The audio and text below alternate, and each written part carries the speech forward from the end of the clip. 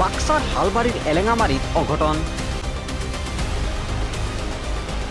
বেকি নদীত পৰি নিৰুদ্দেশ এটি 7 বছৰীয়া শিশুৰ। মঙলবাৰৰ সন্ধিয়া 5 বজাৰ পৰা নিৰুদ্দেশ হৈ আছে শিশুটি। নিৰুদ্দিষ্ট শিশুটি সোণবাৰী গাঁৱৰ টাইবালিৰ একমাত্ৰ পুত্ৰ সাদিকুল ইছলাম। ঘৰৰ পৰা কিছু দূৰত্বত থকা বেকি নদীৰ পাৰত খেলি থকা অৱস্থাৰ পৰা নিৰুদ্দেশ হৈছে শিশুটি। খেলি থকা অৱস্থাত বেকি নদীত পৰাৰ সন্দেহ স্থানীয় ৰাইজৰ।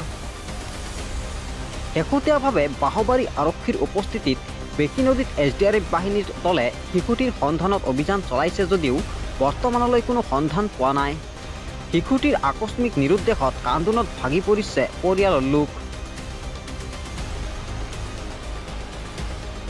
এইটো বৰ দুখ লগা কথা। এই সোণবাৰী গাঁৱৰে নিবাসী টাইবালী, তেওঁৰ একমাত্ৰ সন্তান সাদিকুল ইছলাম। তেওঁৰ বয়স 7 বছৰ।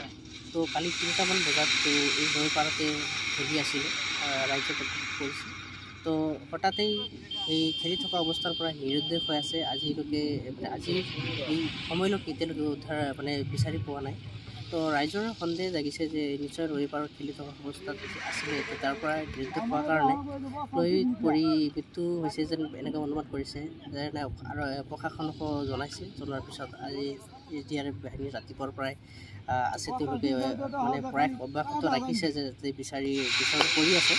তাৰ লগতে আমাৰ গাঁওবাসী ৰাইজে সকলোৱে মিলি SDRF বাহিনীৰ লগতে সহযোগ কৰিছে। এতিয়ালৈকে গাঁৱৰ ৰাইজবাসীয়ে কৰি আছে, বিচাৰি পোৱা নাই। তো আমি গাঁওবাসীয়ে চবতে মৰ্মাহত হৈছোঁ, কাৰণ অতিকৈ সৰু ল'ৰা আৰু টাইবালীৰ একমাত্ৰ সন্তান। তেওঁৰ মাক বাপেকো বহু কাতৰ হৈ পৰিছে, যিহেতু একমাত্ৰ ল'ৰা। আজি 2 দিন হৈ গ'ল, কালিৰ পৰা আজিলৈকে কোনো খা খবৰ নাই। তো আমি সকলোৱে মৰ্মাহত হৈছোঁ।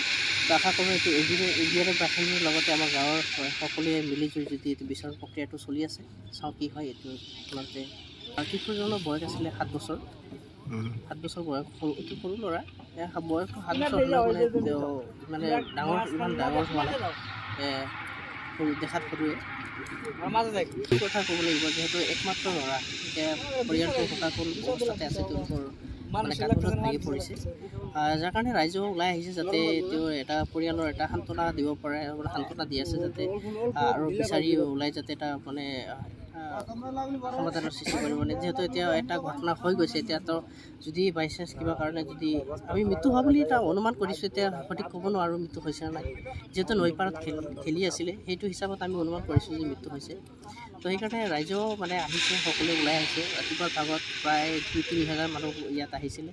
সকলোৱে SDRF বাহিনীৰ যিমান সহায় কৰিব লাগে, সহযোগিতা কৰিবলৈ কৰিছে। আৰক্ষী প্ৰশাসনৰ বিষয়া ইয়াতো উপস্থিত আছে। আমাৰ গোবৰটানা থানাৰ আৰক্ষী ছাৰসকলে এতিয়ালৈকে উপস্থিত আছে ইয়াতে। বিচাৰৰ প্ৰক্ৰিয়াটো এতিয়ালৈকে অব্যাহত আছে।